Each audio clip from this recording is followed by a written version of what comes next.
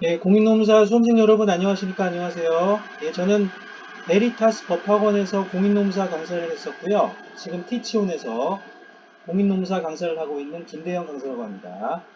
자, 그래서 저희가 이번 시간에는 공인노무사 경영조직론 2021년 제2차 시험 출제 예상 문제 6번째 문제로서요. 조직 내 유인구조 설계와 관련된 대리인 이론과 또 조직구조로서의 사업부재 구조인 M형구조와 연결된 거래비용 이론, 그리고 조직구조인 M형구조에 대해서 다뤄보도록 하겠습니다.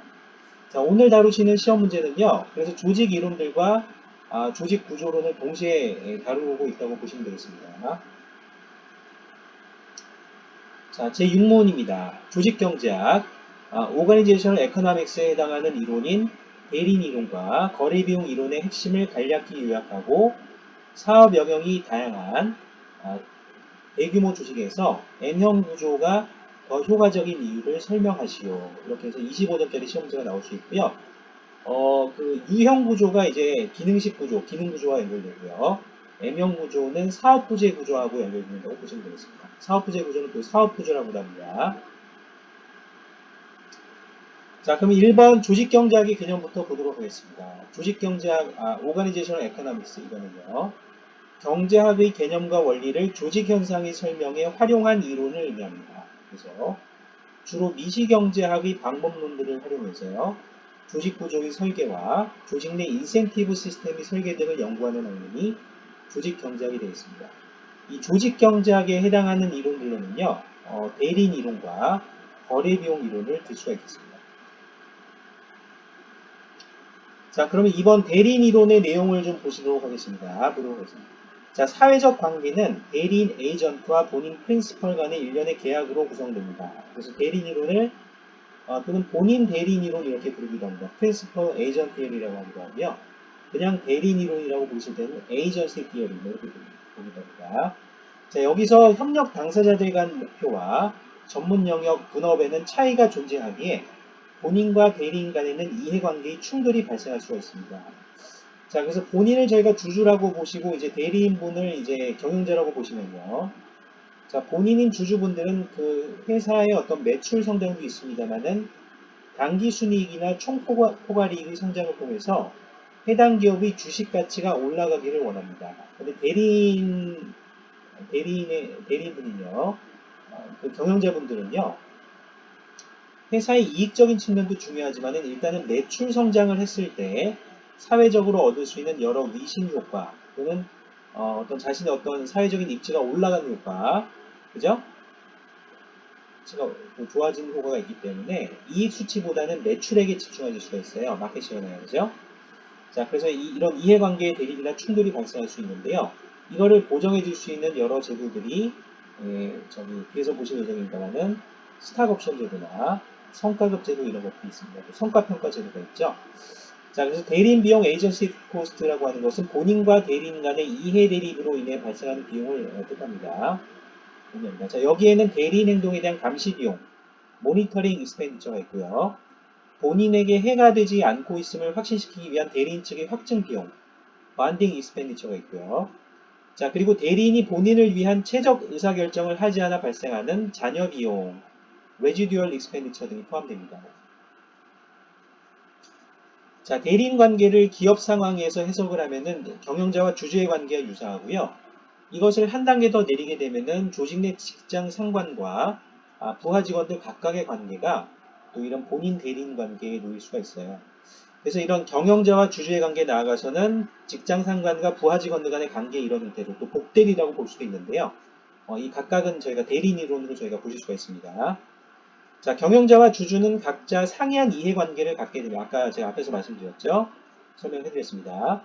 위험에 대한 선호도도 달라집니다. 이로 인해 대리인 비용이 발생하므로 합리적인 조직 운영을 위해서는 이를 최소화하는 메커니즘을 찾아야겠습니다.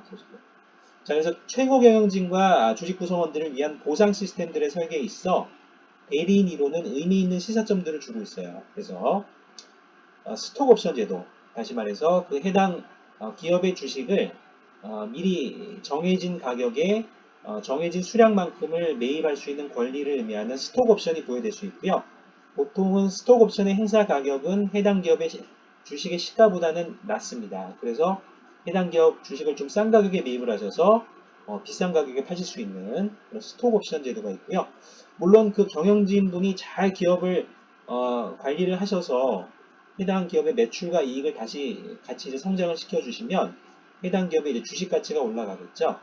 그래서 스톡 옵션을 좀 약간 시간을 두고 행사하실 수도 있고요. 그러니까 이런 형태로 이제 유인 구조가 될 수 있는 겁니다. 또는 성과 연동형 연봉제가 있고요. 해당 기업의 성과 평가 제도가 있고요. 그래서 이제 CEO분들은 그 위에 이제 이 부회장님들인 경우도 있고 사장님들인 경우도 있는데요. 그 외 회장님들하고 다 평가를 받으시죠.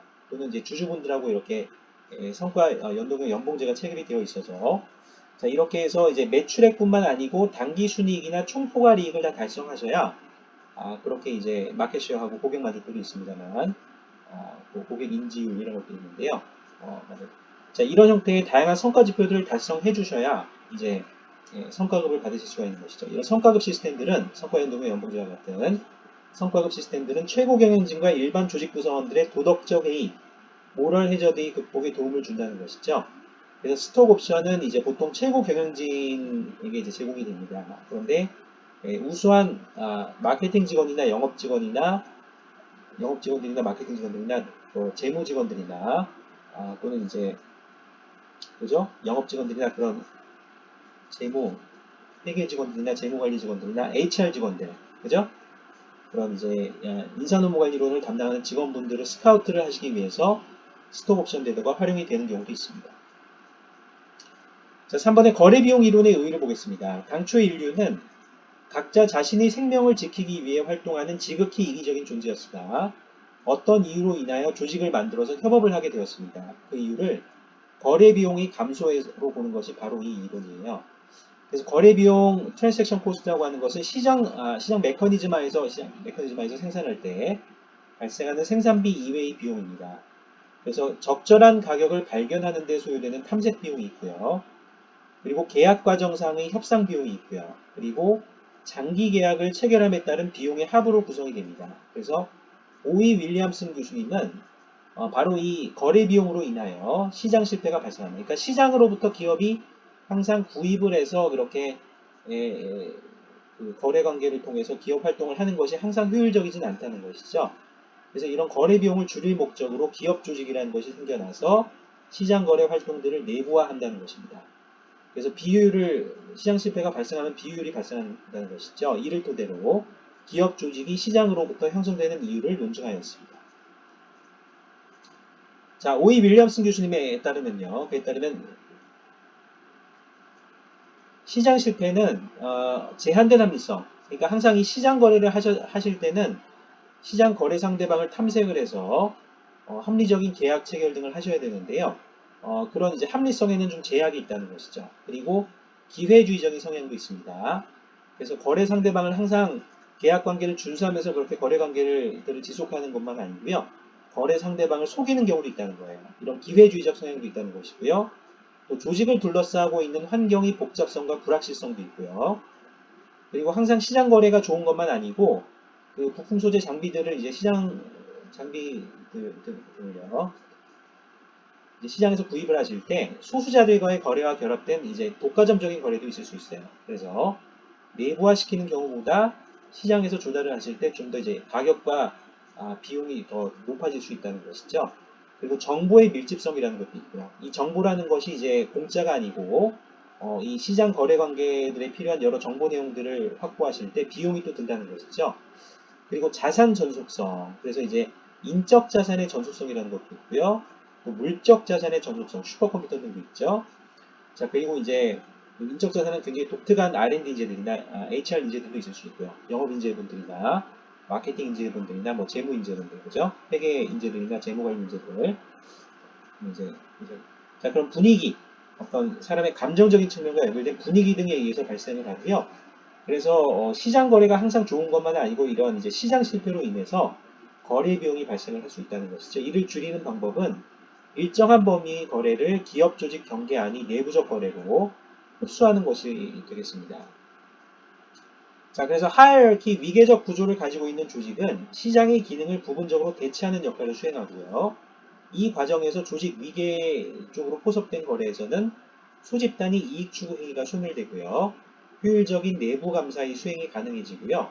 분쟁 조정에서의 유리함이 형성된다는 점에서 시장에 대한 조직의 우위가 발생을 하는 것입니다. 그래서 결국에는 모든 기업들이 이런 기업 조직의 어떤 경계를 설정하시게 됩니다. 어느 범위까지를 내부하시고 어느 범위를 이제 시장에서 구입을 하실 것인지 이런 것들 결정하시는 것이죠. 최근에 그 ESG 경영하고도 연결되어 있는데 친환경 자동차가 있습니다. 내연기관 자동차도 있습니다만은 하이브리드 자동차나 이제 그런 전기 자동차들도 수소전기 자동차도 있습니다. 이제 전기 자동차가 이제 수요가 커서 전기 자동차나 하이브리드 자동차가 있는데요.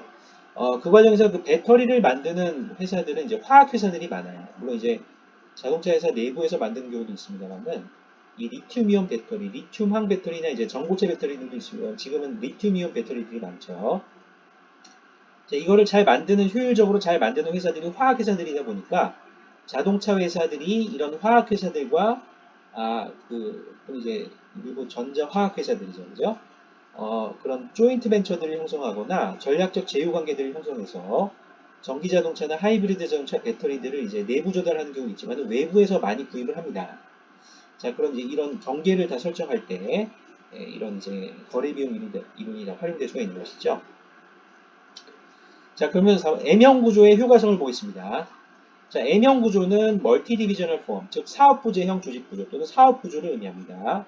그래서 윌리엄슨 교수님, 오이 윌리엄슨 교수님은요, 여러 형태의 조직 구조들 가운데 특히 M형 구조의 효율성을 강조하셨어요.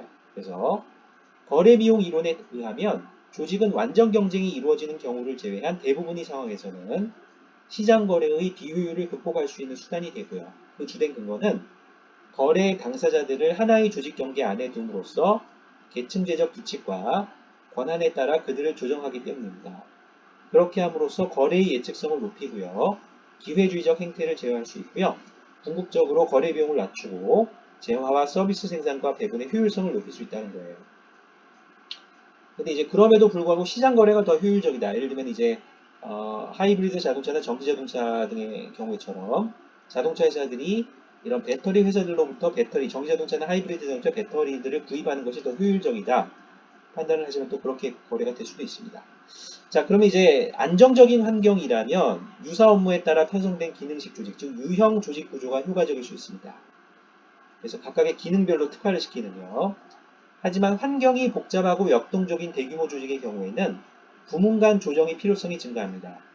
그래서 이제 하나의 사업본부들이나 사업부들 내 여러 기능들을 두어서 부문 간의 조정이 이제 원활하게 이루어질 수 있도록 하거나 여러 사업부들 간에 그리고 사업본부들 간에도 내부적인 규정들과 규칙들을 두어서 조정 활동들이 원활하게 이루어질 수 있도록 유도할 수 있고요.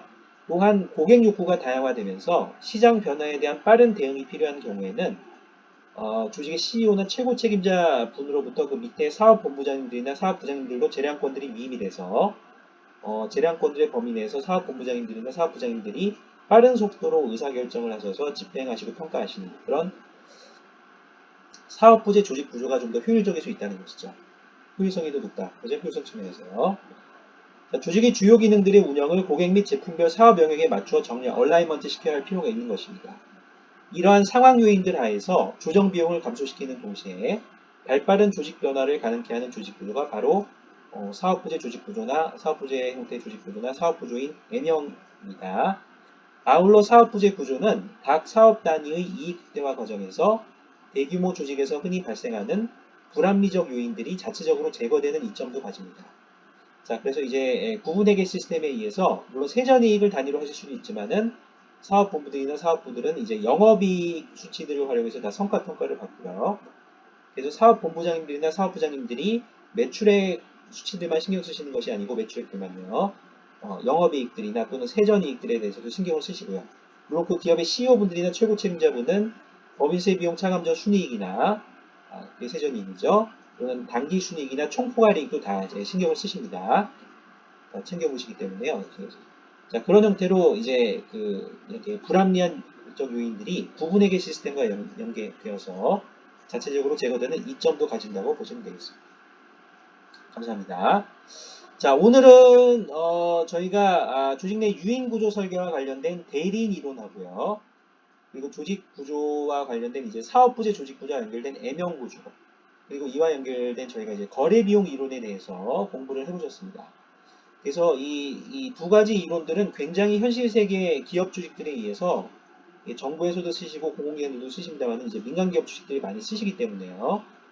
시험제로 나올 가능성이 높다고 보실 수가 있겠습니다. 그래서 오늘 배우신 내용들을 잘 공부하시고요. 그리고 이제 그 시험제를 푸신 분들은 그 휴대폰이나 스마트폰이죠. 각각 스마트폰 카메라로 찍으셔서 제게 이제 보내주시면은 제가 워드 파일 한 2페이지나 3페이지를 해서 강평 내용들을 담아서 제가 이메일 주소들로 다 송부를 해드리겠습니다. 수험생 여러분 수고하셨습니다. 수험생 여러분들의 2021년 공인중개사 시험 제2차 시험과 제3차 시험 합격을 기원드리고요. 그리고 이제 건강한 성공을 기원드립니다. 네, 감사합니다. 네, 네. 공인중개사 수험생 여러분들의 건강한 성공을 기원드립니다. 건강한 성공 감사합니다.